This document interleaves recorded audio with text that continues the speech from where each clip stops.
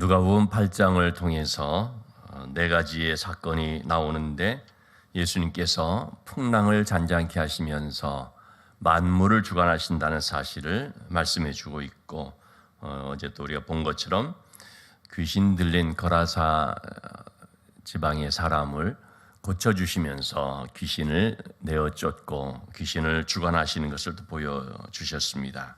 오늘 말씀에 이제 또 두 가지의 사건이 나온 것을 보게 됩니다. 우리가 잘 알고 있는 12년 동안 혈루증을 앓았던 여인을 고치신 사건과 회당장 야이로의 딸을 죽은 데서 살리신 사건입니다. 이걸 통해서 예수님은 병든 자를 고쳐주시는, 병을 주관하시는, 치유하시는 분이시고, 또 생명을 주관해 주시는, 죽은 데서 살리시는 생명의 주관자가 되시는 분이라는 것을 알 수가 있겠습니다. 자, 회당장인 야이로라고 하는 사람이 예수님의 발 앞에 엎드려서 간구합니다. 자기의 12살 된 딸이 지금 죽어가고 있다는 것입니다. 참 12살 된 그 딸, 너무나 귀하고 너무 사랑스러운 그런 딸이겠죠. 이런 딸이 지금 병으로 죽어가고 있으니 회당장이라고 하는 신분, 그런 어떤 체면 이런 거 아무 상관없이 무조건 예수님께 와서 엎드려서 간구하는 것입니다. 제발 오셔서 우리 딸을 좀 고쳐주십시오. 지금 조금 있으면 죽을 수 있기 때문에 빨리 와서 좀 고쳐주십시오. 이 병을 치료해 주십시오 하는 거죠. 그래서 예수님께서 이제 그 회당장의 집으로 가게 됐습니다. 우리 마가복음 말씀을 보면 그때 예수님이 가는 바로 이제 그곳에 수많은 사람들이 함께 동행하고 있음을 말해주고 있습니다. 오늘 42절 말씀을 보면 예수께서 가실 때 무리가 밀려들더라 그랬거든요. 예수님의 가는 그 길을 항상 예수님의 주변에 많은 사람들이 있었지만 특별히 회당장 야이로의 그 딸을 이제 고치시는 그런 자리로 간다 하니 그 소문을 듣고 얼마나 많은 사람들이 따라왔겠습니까? 예수님이 하시는 것을 보고자 어떤 사람은 호기심에 의해서도, 또 어떤 사람은 또 회당장의 그런 그 마음을 이해하고서 좀 가보겠다는 그런 사람도 있겠고, 어쨌든 이렇게 밀려들더라. 우리 마가복음 말씀을 보면 많은 사람들이 예수님과 접촉했다는 것을 말하고 있습니다. 오죽하면 베드로가 그런 말도 하거든요. 예수님, 아니 이렇게 많은 사람들이 예수님 몸을 접촉하고 있는데 하는 그런 이제 표현도 쓰죠. 어쨌든 이렇게 예수님이 에워싸여서 가고 있는데, 근데 여러분 그렇게 예수님과 접촉하면서 밀고 당기면서 예수님의 몸에 저절로 이렇게 닿게 되고 하겠죠. 그러나 거기 그렇게 하는 사람 중에 그 어떤 사람에게도 무슨 역사가 일어난 건 없었죠. 비록 예수님과 몸이 접촉되고 예수님의 주변에 이렇게 좀 손으로 옷이 만져지기도 하고 또 몸에 손이 닿기도 하고 그렇겠지만 거기에는 아무런 일도 일어나지 않았습니다. 왜 그렇습니까? 그건 그냥 의미 없는 접촉이었기 때문에 그렇죠. 가다가 그냥 부딪혀지는, 그냥 스쳐지는 그런 의미 없는 접촉이었던 것입니다. 그러나 바로 그때에 한 여성이 등장을 하죠. 야이로의 딸이 12살 된 딸인데 지금 죽어가고 있다 그랬는데, 이 야이로의 딸 나이만큼이나 너무나 고생을 하고 있었던 12년 동안 혈루증을 앓았던 한 여인이 거기 있었던 것입니다. 그는 우리 마가복음 말씀에 보면 참 여러 의원들에게 자기를 고쳐달라고 모든 가진 것을 다 썼다는 거죠. 그런데 고생만 하고 병은 더 중해지고 가진 것 다 탕진하고, 그러니까 참 여인이 얼마나 지금 그 고생스러운지 우리가 알 수가 있죠. 많은 의원들에게 이제 시달리고요. 물질적으로 가지고 있는 거 다 없어지고, 거기다가 병은 더 깊어지고, 그러니 마음의 상처라는 건 뭐 이루 말할 수가 없었겠죠. 더구나 이 혈루증이라고 하는 이 부인병의 일종이 되겠는데 하혈을 하는 거지 않습니까? 그런 이 병은 레위기 말씀에 보면 사람들하고 접촉해서는 안 되는 부정한 병이라고 있거든요. 그래서 사람들로부터 좀 격리되는 상황에 있을 수밖에 없습니다. 어떤 경우에는 참 저 여인이 무슨 죄가 많아서 저런 몹쓸 병을 얻었나 하는 뭐 또 그런 좀 비판도 받고 했겠죠. 얼마나 이런 그 병으로 인해서 육신의 고통뿐만 아니라 어떤 정신적인 또는 영적인 어떤 그런 고통이 심했을까. 그야말로 삼중고죠. 육신의 질병, 육신의 고통, 또 이 어떤 마음의 그런 상처, 그런 데다가 또 영적인 어떤 문제가 있는 것이 아니냐라는 그런 오해를 받는 또 영적인 고통, 이러한 너무나 그 참 상처 가운데 있었던 여인이라고 볼 수가 있는데, 그런데 그는 예수님의 뒤로 와서 그 옷가에 손을 대니 44절 말씀 나오는 것처럼 혈루증이 즉시 그쳤더라라고 했습니다. 그는 사람들 앞에 나타날 수도 없기 때문에, 왜냐하면 자기 접촉하면 안 되니까요. 예수님의 몸에도 사실은 접촉하면 안 되는 거죠. 그러니까 예수님의 몸에 접촉하는 것이 아니라 이제 옷가에, 뭐 그게 그거일 것 같지만, 그러나 그 겉으로 그냥 살짝 그렇게 손을 댔다라는 거죠. 그러자 혈루증이 즉시 그쳤습니다. 아니 어떻게 이런 일이 일어날 수가 있었는가? 마가복음 5장 28절에 보면 그렇게 말해주고 있습니다. 내가 그의 옷에만 손을 대어도 구원을 받으리라 생각함일러라. 여인이 가지고 있었던 믿음이 어떤 것인지를 여기서 보여주고 있습니다. 내가 그의 옷가에만 손을 대어도 구원을 받으리라 생각함일러라. 그는 비록 몸은 병들었지만 생각은 전혀 그렇지가 않았습니다. 생각은 아주 건강하고 생각은 너무나 신앙적이었던 것이죠.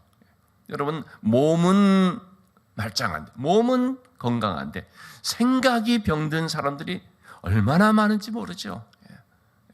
오늘날 특별히 보면 겉으로 보면은 뭐 별 이상이 없어 보이는데 정말 멀쩡해 보이지만 이 생각이 너무나 병들어서, 그래서 잘못된 생각, 악한 생각, 혹은 어떤 사람 부정적인 생각, 패배적인 생각, 절망에 빠지는 생각, 안 된다, 나는 뭐 쓸모없어, 나는 뭐 이번 생은 망이야. 우리 젊은 사람들이 쓰는 말 중에 이 생망, 이번 생은 망했다. 제가 얼마나 이게 잘못된 말인지 모릅니다. 이번 생이 있고 또 다음 생이 있습니까? 너무 이제 그런 것들이 이 세상의 어떤 잘못된 미신적인 문화 이런 걸로 해서 뭐 이번 생, 뭐 다음 생은 또 그저 떻고, 이번 생은 이러니까 다음 생은 또 잘 태어나야지, 뭐 이런 참 이런 아주 그 정말 이 부패한 그런 사상들이 얼마나 많은지 알 수가 없죠. 어쨌든 난 이제 끝났어. 이런 끝나긴 뭐가 끝났습니까? 특히나 젊은 사람들 경우에 앞길이 앞으로도 창창히 남아있는데 실패를 했다 할지라도 딛고 일어설 수 있는 또 다른 기회가 얼마든지 생겨날 수가 있는 것인데, 근데 그러한 생각들 때문에 그냥 별것 아닌 뭐 정말 조그마한 그런 것에 완전히 가라앉아 버리는 이런 경우들도 얼마나 많이 있는지를 알 수가 없습니다. 신앙생활을 한다고 하고 교회를 다닌다고 할지라도 생각이 병든, 생각이 비신앙적인, 불신앙적인 그런 경우들도요 종종 있지 않습니까?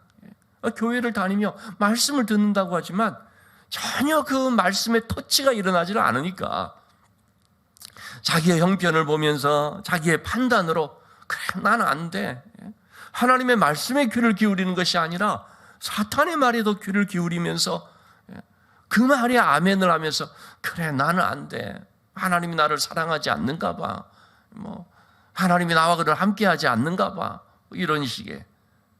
그렇게 되면은 생각이 잘못돼 버리는 거죠. 근데 여인은 비록 온 몸이 지금 그런 아주 그 힘든 형편에 있지만, 좀 전에 말씀드린 것처럼 그냥 삼중고에 지금 시달리는 그런 가운데 있지만, 그러나 그의 생각은 내가 그의 옷가에만 손을 대도 구원을 받으리라 생각합니다. 여러분, 이런 믿음의 생각이 믿음의 행동을 낳았습니다. 그런 생각에 머무르는 것이 아니다. 그런 생각을 아무리 갖고 있다 할지라도요, 나와서 직접 그것이 믿음의 행동으로 이루어져야 되죠. 그는 구원을 얻으리라 생각하밀러라 그러면서 지낸 것이 아니라는 거죠. 그런 생각을 가졌기 때문에 자기의 자리를 박차고 나와서 사람들의 그런 시선들이 있지만 그런 것들을 뚫고, 내가 접촉하면 안 된다, 사람들 앞에 나서면 안 된다라는 어떤 그런 장애물들이 있지만 그걸 뚫고, 그리고 예수님에게로 가서 그 많은 인파들이 있음에도 불구하고 그 하여튼 뚫고 들어가서 예수님의 옷가에 손을 대었기 때문에, 그러자 어떻게 됐습니까? 능력이 그에게로 흘러 들어간 것이죠. 손을 대는 순간, 그럴 때 예수님의 그 능력이 그에게 임하게 됐습니다. 그래서 46절 말씀에 주님 말씀하시죠. 내게 손을 댄 자가 있도다. 이는 내게서 능력이 나간 줄을 알미로다. 예수님의 옷에 손을 댄 것을 예수님이 바로 알았던 거죠. 아니, 수많은 사람들이 예수님의 옷에 손을 대면서 가고 있는데 그때는 아무 말씀 안 하시는데 갑자기 예수님께 내 옷에 누가 손을 댔다. 베드로가 말을 했죠. 아니 예수님, 이렇게 많은 사람들이 몰려오고 있는데, 밀려드는데 당연히 그렇지요 라는 말이죠. 근데 예수님께서 하신 말씀은 그렇지 않다는 거죠. 내 능력이 나가게끔 내 옷에 손을 댄 자가 있다는 것입니다. 여러분, 참으로 이 예수님과의 터치, 의미 없는 터치가 아니라 믿음의 터치라는 것이 이렇게 중요한 것을 보게 됩니다. 예수님은 바로 알아보는 것입니다. 예배를 드려도요, 누가 그 자리에 의미 있게 예배를 드리고 있는지, 다시 말하면 하나님과의 영적 만남이 이루어지고 있고 하나님의 임재를 경험하는 그런 예배가 되고 있는지, 누가 그런 믿음으로 하나님께 나와서 이 하나님의 은혜를 공급받고 있는지 금방 아는 것이죠. 왜냐하면 능력이 역사하니까, 능력이 나가니까.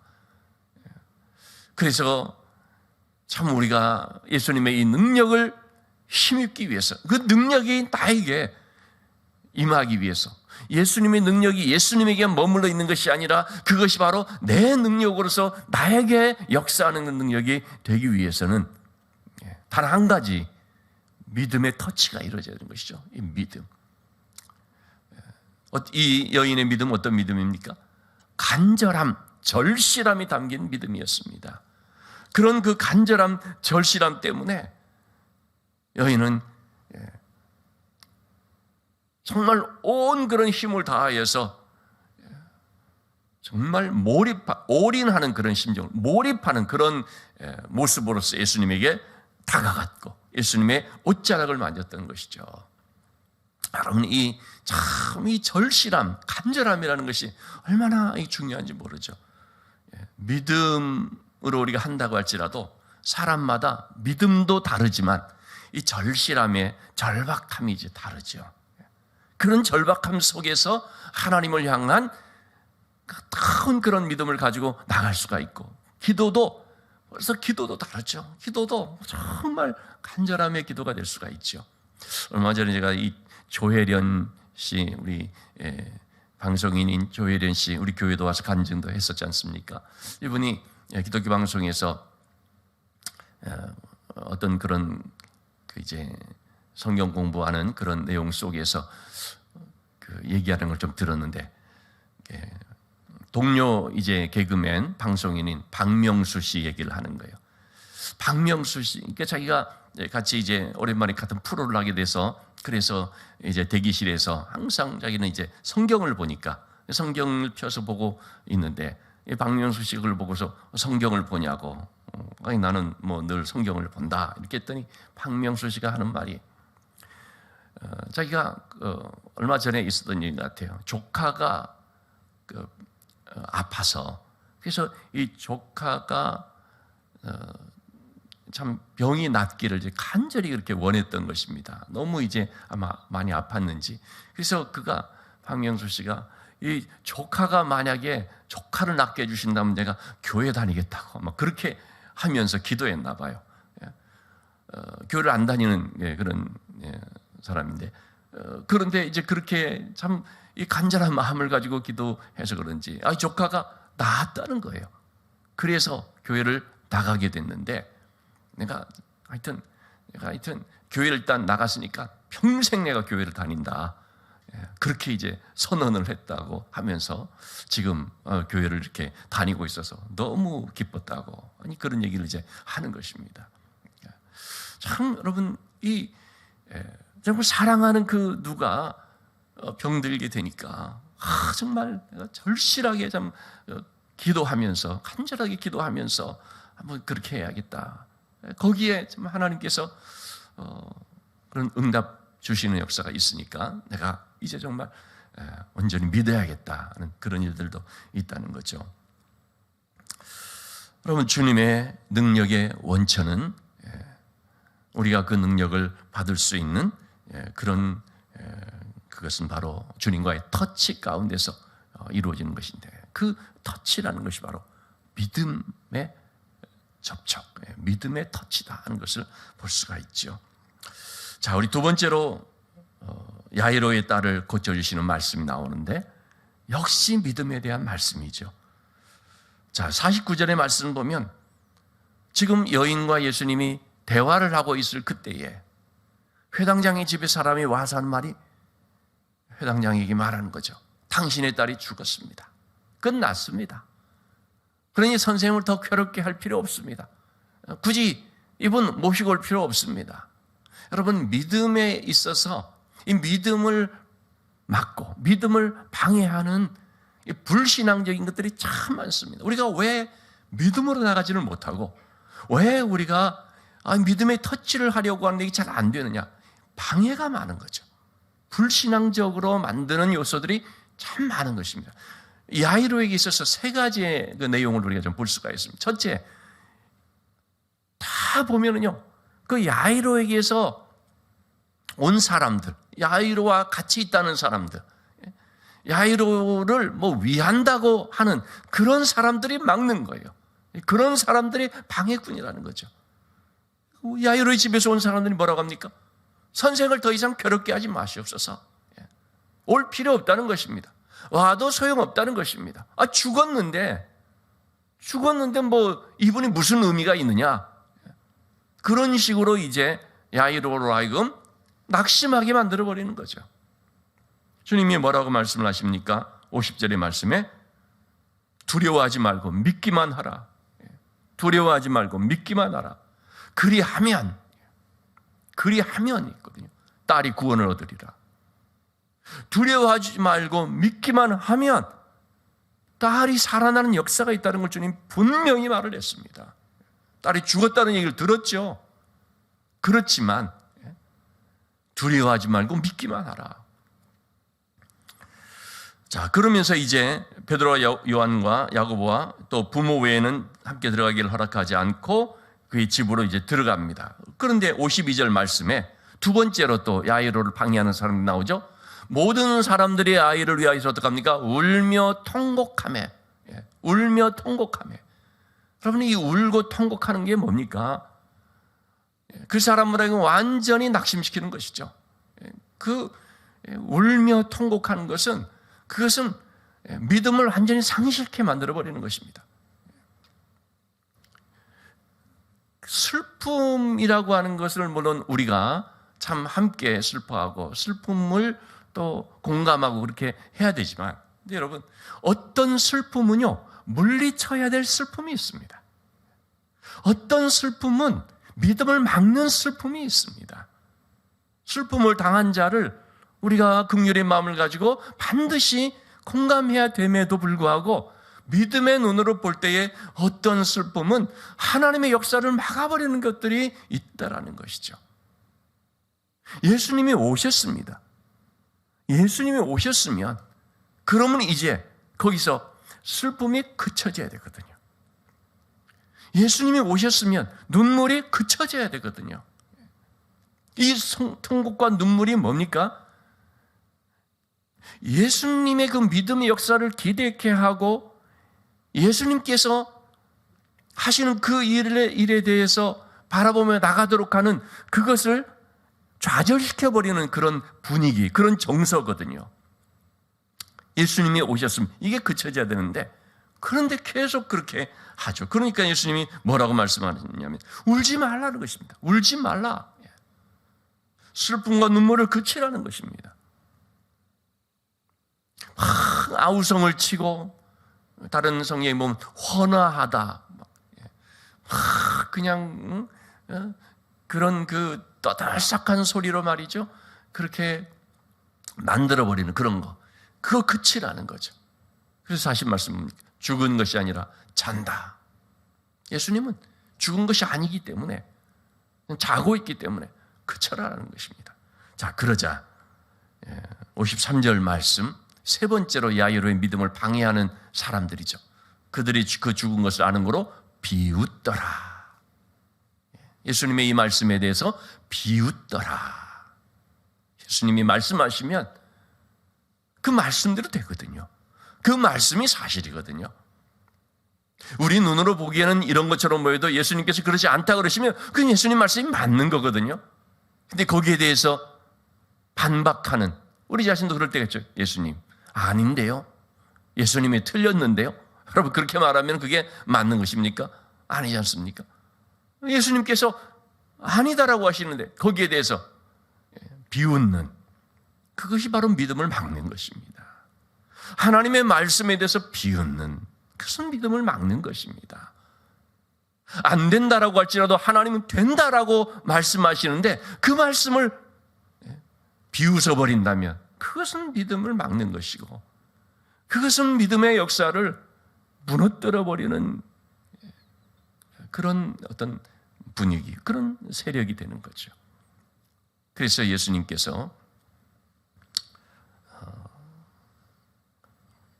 54절 말씀, 아이의 손을 잡고 불러 이르시되 아이야 일어나라.